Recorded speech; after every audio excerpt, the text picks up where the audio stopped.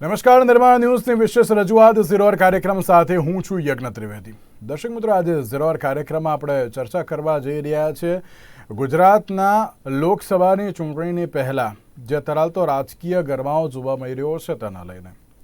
લોકસભા ચૂંટણી પહેલા ભારતીય જનતા પાર્ટીએ સેન્સ પ્રક્રિયા ચાલુ કરી દીધી છે. સેન્સ પ્રક્રિયામાં જે અલગ અલગ બેઠકોને લઈને ચર્ચા વિચારણા થઈ, કાર્યકર્તાઓને તેઓ મળ્યા. અમિત શાહનું નામ સર્વાનુમતે સૌથી પહેલાં જાહેર થઈ ગયું કે અમિત શાહ ગાંધીનગર જે સંસદીય બેઠક છે ત્યાંથી જ તેઓ ચૂંટણી લડશે લોકસભાની. સર્વાનુમતે તે સૌથી પહેલાં મંજૂર થઈ ગયું. અને ત્યારબાદની વાત કરીએ તો ત્યારબાદ અલગ અલગ બેઠકોને લઈને સેન્સ પ્રક્રિયા હાથ ધરવામાં આવી. ચલો, સેન્સ પ્રક્રિયા હાથ ધરવામાં આવી. કોનું નામ જાહેર થશે તેને લઈને તો સવાલ યથાવત છે, પણ તેની સાથે જ્યારે આપણે ગુજરાતની વાત કરતા હોઈએ, અલગ અલગ જે સંસદીય બેઠકની પણ વાત કરતા હોઈએ, અને જ્યારે એમ કહેવાય ને કે જ્યારે નામ જાહેર થાય ને તેને લઈને દરેક લોકોને એક ચર્ચા હોય છે કે આ નામ ક્યારે, કેવી રીતે, શું હશે, કોનું હશે, એવું બધું ઘણું બધું સામે આવતું હોય છે. પણ એમ કહેવાય ને કે છેલ્લે કોનું નામ જાહેર થશે એ તો માત્ર દિલ્હી હાઈકમાન્ડ જ જાણે છે. નામ ઘણા બધા ચર્ચાઈ રહ્યા છે, પણ હવે નામ કોને લઈને તેને તો બરાબર છે, પણ બીજી બાજુ જ્યારે કોંગ્રેસની વાત કરું, કોંગ્રેસ એક સાથે ત્યાં 13 તૂટે એવી પરિસ્થિતિ છે, જેમાં ગુજરાતના રાજ્યસભાના દિગ્ગજ નેતા, રાજ્યસભાના સાંસદ, પૂર્વ મંત્રી નારણસિંહ રાઠવા ભારતીય જનતા પાર્ટીમાં જોડાયા. પુત્ર સંગ્રામસિંહ રાઠવા પણ ભારતીય જનતા પાર્ટીમાં જોડાયા. અને તે ક્યાંક અત્યારે હાલ તો આ વખતે ક્યાંક કપરી પરિસ્થિતિ અત્યારે હાલ તો થાય તેવી પણ શક્યતાઓ છે ભારતીય જનતા પાર્ટીમાં જોડાવાથી. એક બાજુ ભારતીય જનતા પાર્ટીની ભરતી મેળવન, બીજી બાજુ સંગઠનનું અત્યારે હાલ તો માળખું જે વિખેરાઈ ગયું હતું તેને યોગ્ય કરવાની કવાયત કોંગ્રેસ દ્વારા હાથ ધરવામાં આવી છે. કોણ કેટલું સફળ થશે તેને લઈને ચર્ચા વિચારણા કરવી છે. મુદ્દા ઉપર ચર્ચા વિચારણા કરવા માટે અમારી સાથે જોડી ગયા છે રાજેશભાઈ ઠાકર કે જેઓ રાજકીય વિશ્લેષક છે, અશોકભાઈ પંજાબી કે જેઓ કોંગ્રેસ પાર્ટીના વાઇસ પ્રેસિડેન્ટ છે, સાથે જ અમારી સાથે જોડી ગયા છે અશ્વિનભાઈ બેંકર કે જેઓ ભારતીય જનતા પાર્ટીના પ્રવક્તા છે. જે આપ ત્રણનું સૌથી પહેલાં તો સ્વાગત છે. રાજેશભાઈ, શરૂઆત આપનાથી જ કરીશું. રાજેશભાઈ, લોકસભાની ચૂંટણી આવી તેની પહેલાંથી આપણે ઓલમોસ્ટ 3 થી 4 જેટલી ડિબેટ કરી હશે અલગ અલગ મુદ્દાઓને લઈને. 2 દિવસ પહેલાં આપણે એક ડિબેટ કરી હતી, લાસ્ટ વીક આપણે એક ડિબેટ કરી હતી જેમાં આપણે ચર્ચા કરી હતી ભરૂચ જે બેઠક છે અને ભાવનગર બેઠક છે તેને લઈને. અને ત્યારે પણ આપણે એમ ક્યાંક ચર્ચા કરી હતી કે આ વખતે કોઈ એક એવા નેતા પક્ષ પલટો કરીને ક્યાંક અત્યારે હાલ તો જે કહી શકાય કે ભારતીય જનતા પાર્ટીમાં આવે તેવી શક્યતાઓ છે. અને એ જ પરિસ્થિતિ જોવા મળી. નારણસિંહ રાઠવા અને તેમના પુત્ર જે ભારતીય જનતા પાર્ટીમાં જોડાયા છે તેને લઈને શું કહેશો? સાથે બીજો એક પ્રશ્ન જોડે જે પૂછું છું કે આમ આદમી પાર્ટી અને કોંગ્રેસનું જે ગઠબંધન છે જેમાં હજુ પણ ક્યાંક અંદર નેતાઓ નારાજ જોવા મળી રહ્યા છે, એ પરિસ્થિતિ છે, શું કહેશો? જો આદિવાસી બેલ્ટ છે એના ઉપર આટલી નબળી પરિસ્થિતિમાં પણ કોંગ્રેસ જે છે એનો એક જનાધાર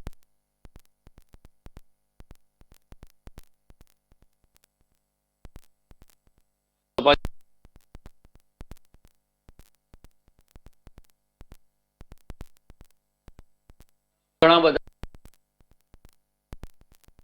જનતા પાર્ટીમાં આવ્યા હતા અને એના કારણે પરિણામ પણ આદિવાસી વિસ્તારની અંદર આપણને એક જોવા મળ્યું કે જે કોંગ્રેસ કાયમ ત્યાંથી એમ કે મજબૂતીથી બહાર આવતી હતી, એ કોંગ્રેસ ત્યાં પણ નબળી પડી.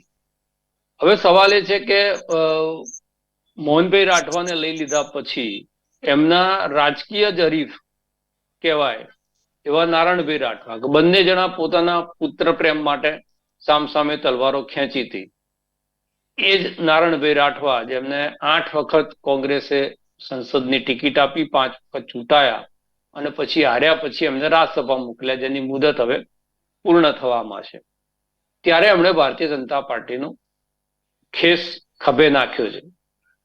પ્રશ્ન એ છે કે અશ્વિન કોટવાલ પણ ગયા હતા પણ ચૂંટણી જીતી ના શક્યા. જવાહર ચાવડા બાય ઇલેક્શનમાં ભારતીય જનતા પાર્ટીમાં ગયા, પછીનું જે જનરલ ઇલેક્શન આવ્યું તો જવાહર ચાવડા જીતી ના શક્યા. તો ઘણી બધી વખત એવું થતું હોય છે કે વ્યક્તિના જવાથી સંગઠન જે છે એ ટ્રાન્સફર નથી થતું બીજી પાર્ટીમાં. જે તમે ઉદાહરણ આપો છો કે આમ આદમી પાર્ટી કોંગ્રેસની અંદર કેમ આ તકલીફ છે, તો તમે 12 મહિના પહેલા સામસામે બાયો ચડાવી હોય, 12 મહિના પહેલા જ બંનેના સંગઠન છે એ સામસામે લડ્યા હોય, અને પછી ઉપરના લેવલ એક વખત નક્કી થઈ જાય કે ભાઈ હવે ગઠબંધન લડવાનું છે, પણ એ મેસેજ છે નીચે સુધી જવામાં વાર લાગતી હોય છે.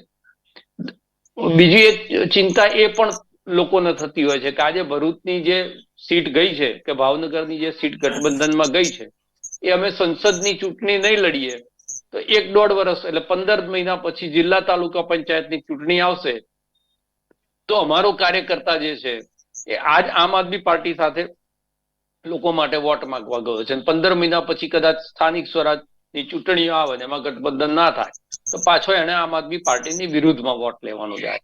આ એક કન્ફ્યુઝન જે છે એ પણ સંગઠનની અંદર સતત રહેતું હોય છે. પણ સવાલ એ છે કે કોંગ્રેસની અંદરથી જે રીતે એક પછી એક લોકો જઈ રહ્યા છે અને જતા લોકોને રોકવાના કાં તો આ જાય છે એ સમસ્યાના સમાધાન શોધવાની અંદર કોંગ્રેસ, આપણે દરેક ડિબેટમાં કહીએ છીએ કે કાચી પડે છે, કાં તો એના પ્રયાસો જે ભરસક પ્રયાસ થવા જોઈએ થતા નથી, ને કાં તો જે જતા હોય એના રિપ્લેસમેન્ટમાં સેકન્ડ જનરેશન. તમે જુઓ કે ચૈતર વસાવા જેવો એક યુવા ચહેરો આદિવાસી વિસ્તારની અંદર હીરો બનીને ઉભરે છે. પાટીદાર આંદોલનમાંથી એક હાર્દિક પટેલ અચાનક ગુજરાતની રાજનીતિની અંદર યુવા નેતા તરીકે ઉભો થઈ જાય. જિગ્નેશ મેવાણી દલિત ચિંતનની વાત કરે અને એકદમ લોકપ્રિય દલિત નેતા તરીકે પોતાની જાતને સાબિત કરી દે. તો વ્યક્તિઓ જ્યારે ગુજરાતની અંદર પોતાની સંઘર્ષ કરીને પ્રતિષ્ઠા સ્થાપિત કરવામાં સફળ થતા હોય તો પાર્ટીનું આટલું મોટું સંગઠન એ આ કેડરના 35 થી 45 વર્ષના યુવાઓને લોકોનો હીરો બનાવવાની અંદર સફળ કેમ નથી થતી? જવાબદારી આપી જે જૂના લોકો છે એમને એમના માર્ગદર્શનની અંદર કામ કરી અને નવા લોકોને જે છે એ લોકોની સામે પ્રસ્તુત કરવા જોઈએ. એ કરવામાં ક્યાંક ને ક્યાંક કોંગ્રેસ પાછી પડે છે ને એના કારણે એક ઇમ્પ્રેશન એવી ઊભી થાય છે કે આ 5-7 નેતાઓની આસપાસ જ કોંગ્રેસ જે છે એ પોતાનો વહીવટ ચલાવવા માંગે છે અને લોકોને જવું હોય એને ઢાળ જોઈતો હોય. આજે 5-8 વખત સંસદની કોઈને ટિકિટ આપી હોય એનાથી વધારે પાર્ટી એને શું આપી શકે? આજે પણ રાજ્યસભાની અંદર એમને મોકલેલા, આનાથી વધારે રેલવે મંત્રી બનાયેલા હતા, એટલે આનાથી વધારે સન્માન તો પાર્ટી શું આપી શકે? પણ હવે એમની કારકિર્દી પૂરી થઈ છે, કોંગ્રેસમાં કારકિર્દી દેખાતી નથી ને દીકરાને સેટ કરવો, એટલે અમુક વાર એ વ્યક્તિગત જે રાજનીતિ છે એ પણ પાર્ટી ઉપર ભારે પડતી હોય છે. પણ પાર્ટીએ જ્યાં જ્યાં એવું લાગવા માંડે કે આ વ્યક્તિનો મૂડ જે છે પાર્ટીથી બદલાતો જાય છે, તરત એનું રિપ્લેસમેન્ટ શોધવું પડે. એ રિપ્લેસમેન્ટ શોધાતું નથી ને એના કારણે જે ડેન્ટ થાય છે, જે ખાલી જગ્યા જાય છે, ખાલી જગ્યા ભરાતી નથી અને ત્યાં કોંગ્રેસ જે છે એ નબળી પડતી જાય છે. ભારતીય જનતા પાર્ટીનો તો ગોલ જ છે 26 માંથી 26 ને બધી સીટ 5 લાખ, એટલે એમને 51 થી 60% વોટનો ટાર્ગેટ છે. એ ટાર્ગેટને પૂરો કરવા માટે જે પણ એમની પાર્ટીની સાથે આવતા હોય એ લોકો લેવા માટે દરવાજા ખુલ્લા મૂકી દીધા છે. આ એમની રણનીતિ છે. તો તમારે તમારા ત્યાંથી જે જાય છે એમના રિપ્લેસમેન્ટની અંદર તમારે નવું નેતૃત્વ ઊભું કરવું પડે. એ કોંગ્રેસ ક્યાંક ને ક્યાંક કરી શકતી નથી અને એનો જે લાભ છે એ ભારતીય જનતા પાર્ટી રાજ્યસભાની ચૂંટણી આવે ત્યારે પણ લે, વિધાનસભાની ચૂંટણી આવે ત્યારે પણ લે, આજે લોકસભાની ચૂંટણી છે ત્યારે પણ થશે. જ્યારે જ્યારે ચૂંટણી આવે છે ત્યારે જ આ ભરતી મેળાઓ શરૂ થાય છે. ચૂંટણીની વચ્ચે તમને બહુ ઓછા કિસ્સા એવા જોવા મળશે કે આવી રીતના જે છે એ એક તરફથી બીજી તરફ લોકોને, એટલે પાર્ટીની અંદરના લોકોની નિરાશા કે હવે આમાં કઈ થઈ શકે એમ નથી અને પાર્ટીના કાર્યકર્તાઓની બીજી હતાશા કે ભાઈ આ થઈ રહ્યું છે એને રોકવા માટેના પ્રયાસો કેમ થતા નથી. આ બંને હતાશાની વચ્ચે કોંગ્રેસ ક્યાંક ને ક્યાંક ફસાયેલી છે એવું મને લાગે છે. બિલકુલ, સવાલ અત્યારે હાલ એ જ છે કે જ્યારે ક્યાંક તમામ લોકોને અત્યારે હાલ તો ચૂંટણી લડવી હોય, રાજકીય મહેચ્છાઓ ઘણી બધી અત્યારે હાલ તો જોવા મળતી હોય, પણ આટલી તો પૂરી થઈ, હજુ હવે કેટલું આપે તેને લઈને એક સવાલ યથાવત જોવા મળતો હોય છે. અને સાથે જ્યારે અશોકભાઈ ગુજરાત કોંગ્રેસની વાત કરો, ગુજરાત કોંગ્રેસ સૌથી પહેલાં તો કેટલી તૈયાર છે, કારણ કે એક સાથે ત્યાં 13 તૂટે એવી પરિસ્થિતિ છે. શું કહેશો? એક સાથે 13 તૂટે જુદી વસ્તુ છે. એમાં નેતાઓ જે છે પોતાની મહત્વાકાંક્ષાને પૂર્તિ માટે બધાને દગો આપે છે. આજે કોંગ્રેસને આપે છે, કાલે ભાજપને દગો આપશે. કાલે કોંગ્રેસની શક્તિશાળી બનશે તો ઘર વાપસી થશે આ લોકોને. એટલે જે લોકો જે છે એ સ્વાર્થ માટે જ રમતા હોય. તમે જો અત્યારે વાત કરી રાજેશભાઈએ, લગભગ 7 વાર તો તમે લોકસભામાં એમને મોકલ્યા છે, રાજ્યસભામાં મોકલ્યા છે, મંત્રી બનાવ્યા છે નારાયણભાઈને. કેમ ગયા ભાઈ ત્યાં? શું શું શું શું હતું? શા માટે ગયા? એટલે આનાથી સ્પષ્ટ થાય છે કે એક અમુક લોકો પોતાની જાતને નાતી અને પસ્તી પણ ઊંચું સમજીને માત્ર ને માત્ર વ્યક્તિગત હિતો, વ્યક્તિગત સ્વાર્થો એ અગત્યના સમજીને એ વર્તતા હોય છે. કોંગ્રેસ છે અત્યારે સત્તામાં નથી ઘણા વર્ષોથી ગુજરાતમાં, આપ જાણીએ છીએ. તો એમાં અમુક લોકો આવા કમજોર લોકો છે, દરેક પાર્ટીમાં હોય છે. અત્યારે ભાજપમાં એટલા માટે નથી દેખાતા કે સત્તા છે ત્યાં, પણ ભાજપની સત્તા નથી હોતી. કર્ણાટક ને બંગાળ ત્યાંથી લોકો પણ જે બીજા પક્ષોમાં જતા હોય છે. તો આ રાજકારણ જે છે, મને લાગે છે કે 2014 પછી આ હિન્દુસ્તાનનું રાજકારણ છે તળિયું પહોંચી ગયું છે. કોઈ જાતનું સિદ્ધાંત, નીતિ કશું રહ્યું જ નથી. એન કેન પ્રકારે સત્તા હાસિલ કરો, ખરીદો, મારો, ટીકો કરો, ઈડી, સીબીઆઈ બધું ઉપયોગ કરો. હવે જો ત્યાં હરિયાણાની પોલીસ ઉપાડીને લઈ ગઈ અમુક ધારાસભ્યોને, અને આ રીતે આ બધું જે છે એ 14 પછી હિન્દુસ્તાનની લોકશાહીનું જે છે ખાત્મો બોલાવી દેવામાં આવ્યો છે. કોઈના ઉપર વિશ્વાસ ભરોસો રહ્યો નથી. હવે કોંગ્રેસનું જ્યાં સુધી લોકસભાનો સવાલ છે, હું આપને કહી દઉં કે જે ભાજપની અંદર અત્યારે સેન્સ લેવામાં આવે છે, કોંગ્રેસમાં ઓલરેડી સેન્સ લઈ લીધું છે. અને સેન્સ લેવા માટે જે લોકો અગત્યના કાર્યકર્તાઓ હતા જિલ્લામાં, તાલુકામાં કે લોકસભા વિસ્તારમાં, એ બધાથી નામો માંગ્યા છે. બધું આખું કોમ્પ્યુટરાઇઝ થઈ ગયું છે. એટલે એનો કોઈ પ્રશ્ન નથી. બીજી બાજુ સંગઠનાત્મક મુદ્દાના પ્રશ્નો છે. તો મેં પહેલા પણ અગાઉ વાત કરી હતી કે તાલુકા લેવલ ઉપર લગભગ તમામ તાલુકા સ્તર ઉપર સંમેલનો થઈ ગયા, અને એની અંદર મેનેજમેન્ટ જે છે, બુથ મેનેજમેન્ટથી માંડીને અને તમામ પ્રકારના મેનેજમેન્ટની જવાબદારી સોંપી દેવામાં આવી છે. અત્યારે રાહુલ ગાંધી ગુજરાતની મુલાકાતે આવી રહ્યા છે. 7મીએ ત્યાં દાહોદમાં પ્રવેશ કરશે, 8મી પંચમહાલ ને પછી મુંબઈ તરફ ત્યાંથી પ્રયાણ કરવાના છે. હવે એના માટે પણ પૂરી તૈયારી ઓલરેડી થઈ ગઈ છે. હવે પરમ દિવસે અમારી પાર્ટીની હાઈકમાન્ડની ગુજરાતમાં મિટિંગ છે અમદાવાદમાં, જેમાં અમારા પ્રભારી જે છે મુકુલ વાસનિકજી અને પ્રદેશના પ્રમુખ સતીશસિંહ ગોહિલ અને વિરોધ પક્ષના નેતા અમિતભાઈ ચાવડાની હાજરીમાં જિલ્લા પ્રમુખો, ડેલિગેટ્સ અને બધાની પ્રમુખ ચૂંટણી છે આ જ બાબતમાં. એટલે અમારી તો પૂરી તૈયારી છે જ આ બાબતમાં. અમે તો બિલકુલ રેડી છીએ. હા, એ સારી બાબત આ થઈ છે કે ઇન્ડિયા ગઠબંધનમાં પહેલા સાથે આમ આદમી પાર્ટી સાથે જે 2 સીટોનું સમાધાન થયું છે, મને લાગે છે કે એ ભારતના રાજકારણ માટે એક સકારાત્મક વસ્તુ છે. કારણ કે એ તો વિરોધ પક્ષને બિલકુલ, ભાજપ તો એકદમ નેસ્ત નાબૂદ જ કરવા માટે કોઈ પણ રીતે વિરોધ પક્ષ હોવો જ ન જોઈએ. એક હતું શાસન ચાલે, જેમ ગુજરાતમાં ચાલતું હતું દૂર હિન્દુસ્તાનમાં ચાલે. પછી એટલે એક હતું શાસન, લોકતંત્રને ખતમ કરવા માટેના તમામ પ્રયત્નો થઈ રહ્યા છે. પણ કોંગ્રેસ જે છે એ પોતાના કાર્યકર્તાઓની તાકાત અને એમની સમર્પણની ભાવના ઉપર ટકેલી છે. કશું ફરક પડવો નથી 2-4-5 નેતાઓના જવાથી. તમે જો અશ્વિન કોટલ ગયા, રાજેશભાઈ કહેતા હતા, ત્યાં અમારા પેલા ચૌધરી ચૂંટાઈ આવ્યા, તુષાર ચૌધરી ચૂંટાઈ આવ્યા, ત્યાં એ જગ્યા ઉપર કોંગ્રેસ જીતી. એટલે નારાયણભાઈ રાઠવાના જવાથી કોઈ એની સાથે માસ નથી જવાનો. પણ લોકો જે છે કોંગ્રેસમાં માને છે, કોંગ્રેસમાં માને છે. કોંગ્રેસ એક વિચારસરણી છે, વિચારધારા છે. એટલે કોંગ્રેસની આ પૂરી તૈયારી છે લોકસભાની ચૂંટણી માટે, અને એમાં ક્યાંક પણ અમે પાછી પાણી કરવાના નથી. અને તમે જોજો કે 20માંથી જે સ્વપ્ન છે ભારતીય જનતા પાર્ટીનું, એ ક્યારેય પણ પૂરું નહીં થાય. 26માં 26 એમને કોઈ પણ સંજોગોમાં મળવાની નથી. હજુ ચૂંટણી થઈ નથી, એની પહેલા ફરી એકવાર રાજેશભાઈ રિઝલ્ટ ડિક્લેર થઈ ગયું હોય એવું લાગે છે હવે અત્યારે તો. ચૂંટણી અત્યારે હાલ તો હું એમ નથી કહેતો કે અમે 26 લઈ જશું. હું એમ નથી કહેતો. હું એમ કહું છું કે એમને 26 પૂરી નહીં મળે. તમે એક વસ્તુ સમજો યાર. એટલે હું અશોકભાઈ, હું એ જ કહું છું ને અશોકભાઈ, હું એ જ કહું છું કે અત્યારે તમે પણ જીતી જશો એ પ્રમાણે જે વિશ્વાસ એ ઘણો સારો છે. હું ના નથી પાડતો હું એમાં. હું એટલે જ કહું છું કે ખાલી આ રિઝલ્ટ એક ડિક્લેર કર્યું અને તેવું લાગી રહ્યું છે અત્યારે હાલ તો. અશ્વિનભાઈ, ક્યાંક ભારતીય જનતા પાર્ટી એમના જે પેલું કહેવાય ને કે જૂના જોગીઓ છે, ઘણા બધા નેતાઓ છે, એમને સાચવવા જોઈએ. પરંતુ અત્યારે તો જે અલગ અલગ નેતાઓની જે એન્ટ્રી જોવા મળી રહી છે, ભરતી મેળો એક બાદ એક યથાવત જોવા મળી રહ્યો છે, તેની પાછળનું કારણ શું? સૌથી પહેલાં તો તમે ક્યાંક પહેલાં તો એમ કહેતા હતા કે અમે કોઈને પણ લઈશું નહીં, આવું હશે તો ચલો સામેથી આવશે, એવી બાબત જોવા મળતી હોય છે. પણ વિપક્ષ ક્યાંક એક એવો આક્ષેપ કરે છે કે ના, અત્યારે હાલ તો કંઈક ને કંઈક આપવાની લાલચ છે તેમને લઈ જતા હોય છે. જો યજ્ઞભાઈ બ્રોડર વિચાર કરીએ તો અત્યારે રાજેશભાઈએ ખૂબ વિચક્ષણ વાત કરી અને કોંગ્રેસને માર્ગદર્શન કરવાનો પ્રયાસ કર્યો છે. એમણે કહ્યું કે આ તૂટે છે બરોબર, તો એનું ચિંતન મનન કોંગ્રેસ પ્રોપર કરતી નથી. અને એ વાતને દોર પકડીને અશોકભાઈ એવું કહ્યું કે આ તૂટે છે, આનાથી કોઈ અમને ફરક નથી પડતો અને અમે આગામી દિવસોમાં ખૂબ મજબૂતાઈથી આગળ વધશું.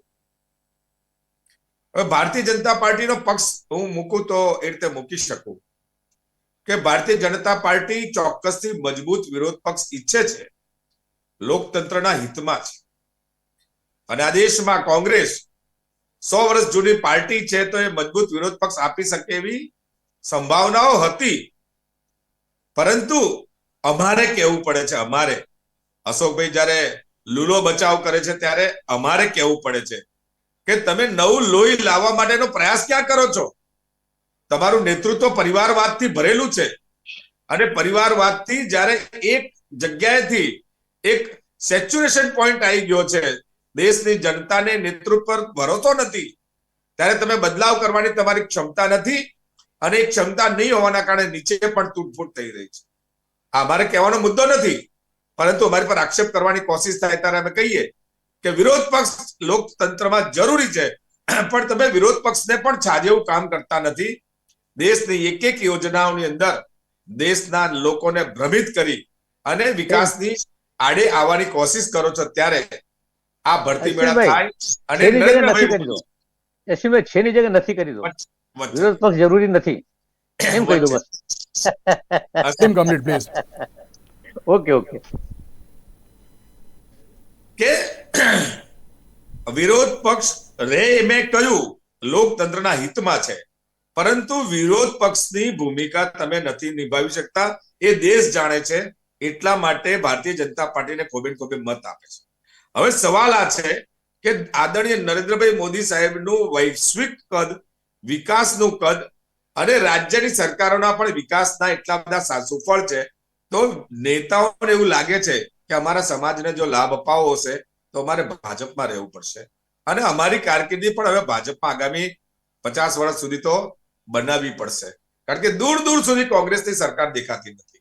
તો એ સ્થિતિમાં સ્વાભાવિક પ્રમાણે ભારતીય જનતા પાર્ટીમાં આવવાની બધાને ઈચ્છા થાય, ઈચ્છા થાય અને ભાજપ વિશાળ સાગર છે. અમારા ચિંતન બેઠકમાંથી વર્ષો પહેલા અમે આ બાબતે મનન ચિંતન કર્યું હતું અને એમાં નિર્ણય થયા હતા કે ભાઈ સૌને આપણે સાથે લેવા પડશે તો જ માસ પાર્ટી, અને માસ પાર્ટી આજ બની ચૂકી છે. હા, માસ પાર્ટીની અંદર પણ ભારતીય જનતા પાર્ટીના સૌ કાર્યકર્તાઓનો એને સન્માન માન જળવાય અને તેમ છતાંય સૌને યોગ્ય કામ મળે એ દિશામાં પાર્ટી કામ કરી. તમે જુઓ, શિસ્ત એના ભોગે કશું જ નથી કરતી અને આગામી દિવસોમાં તમે જોઈ રહ્યા છો, જ્યારે કમળનો એક ઉમેદવાર આવે છે ત્યારે કોઈ પણ જાતના વિવાદ વગર સૌ લોકો સામે આવી છે. અશ્વિનભાઈ, કે તમે બધાને લો છો, પણ અત્યારે ભારતીય જનતા પાર્ટીમાં જે ક્યાંક અંદર અત્યારે તો જે એમ કહેવાય ને કે નારાજગીની પરિસ્થિતિ પણ જોવા મળી રહી છે. નવા આવે એમને અત્યારે તો પક્ષ ઘણું બધું આપી દે છે, જૂના જોગીઓ જે ઘણા વર્ષોથી કામ કરતા હોય છે તેમને ક્યાંક કંઈક મળતું નથી. ભારતીય જનતા પાર્ટી સમર્પણની પાર્ટી છે. શ્યામા પ્રસાદ મુખર્જી થી લઈને અમારા જેવા અનેક કાર્યકર્તાઓ જયારે નહીં રાખવાની એવું છે, એટલે સમય બધાને યોગ્ય કામ આપે છે પાર્ટી, મેં એવું પણ કહ્યું. પરંતુ એવી વિભાવનાથી નથી પાર્ટીના સૌ કાર્યકર્તા કામ કરતા કે અમને પદ મળે. અનેક કાર્યકર્તા મારા જેવા આજે 40 વર્ષ થયા અવિરત ભારતીય જનતા પાર્ટી કારણ કે વિચારને વરેલા છે. અને નરેન્દ્રભાઈ મોદી સાહેબ જયારે આટલો વિકાસનું કામ કરતા, દેશનું કામ કરતા હોય ત્યારે આપણને ટિકિટ મળ્યા બરાબર દેખાય. અને એ સ્થિતિમાં પણ અનેક કાર્યકર્તાઓ શિસ્તમાં રહી અને પાર્ટીને જ આગળ વધારે છે. વિકાસ થઈ રહ્યો છે ને, કાર્ય થઈ રહ્યું છે, વૈભવ થઈ રહ્યો છે. મા ભારતીનો રામ મંદિર બની ગયું છે, 370 ની કલમ હટી ગઈ છે. આવા સારા કાર્યો થતા હોય ત્યારે સૌને લાગે કે આદરણીય નરેન્દ્રભાઈ મોદી સાહેબમાં અમે સમાઈ ગયેલા છે. વાત એ છે કે લોકસભાની ચૂંટણીમાં 5 લાખનું મતથી જીતવાનો ટાર્ગેટ છે, એટલે આ બધા કાર્યો થાય એ જરૂરી છે. ચૂંટણીની અંદર આ રીતે જ પાર્ટીઓએ કામ કરવું પડે. કોંગ્રેસ કરતી નથી અને ત્યાર પછી બીજા આક્ષેપો કરે છે, કરી શકે છે. એમણે એમના ઘરને જોવાની આવશ્યકતા છે. મેં કહ્યું એમ પરિવારવાદ, પરિવારની અંદર આજે દેશના એકમાત્ર કોંગ્રેસના લોકોને પણ એમાં ભરોસો નથી, કારણ કે નવું લોહી નથી આવવા દેતા. એના કારણે કોંગ્રેસ હોવા છતાં અત્યારે કોંગ્રેસ જાણે ભારત કોંગ્રેસ મુક્ત થતી હોય તેવું ચિત્ર દેખાય છે. ઓકે જી અશોકભાઈ. હું એક જ ધ્યાન દોરવા માંગુ છું પછી આ બે પ્રમાણે કે અત્યારે અશ્વિનભાઈ પરિવારવાદની વાત કરે છે, પણ અશ્વિનભાઈ યાદ રાખવું જોઈએ કે ભાઈ આ જ પરિવારવાદના કારણે જે તમે કહો છો 50 વર્ષ સુધી દેશની જનતાએ જનાર્દને જે છે કોંગ્રેસ સત્તા ઉપર બેસાડ્યો હતો, અને એ પરિવાર કોણ હતું? એ શ્રીમતી ઇન્દિરા ગાંધી ને રાજીવ ગાંધી જે દેશના કાજે શહીદ થયા, રાષ્ટ્રની એકતા અખંડતા સાર્વભૌમતા માટે ઇન્દિરા ગાંધી પોતે શહીદ થઈ ગયા ઓપરેશન બ્લુ સ્ટાર પછી. પાકિસ્તાનના 2 કડકા કર્યા. તમારામાં તાકાત હોય તો ચીનથી જમીન પાછી લઈ લો, હું કાલે ભાજપમાં આવી જઈશ. તમારી શક્તિ તાકાત નથી કે ચીન પાસે જમીન તમે લઈ લો. ચીનનું નામ લેતા તમે ગભરાવો છો, પણ ઇન્દિરા ગાંધીએ તો સિક્કિમને આપણે સાથે લઈ લીધું.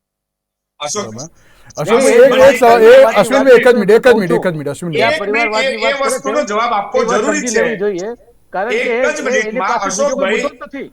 એમાં મુદ્દો જ નથી એમની પાસે પરિવારવાદ સિવાય. અશોકભાઈ 1 મિનિટ એમની વાતો સાંભળી લો. 1 જ મિનિટ ખાલી. 1 જ મિનિટ. ચીનનો વિવાદ વકરાવાની જવાબદારી નહેરુજીની હતી, ઇન્દિરા ગાંધીજી અને રાજીવ ગાંધી. હું તમને 1 મિનિટ મને સાંભળવાની કોશિશ કરો.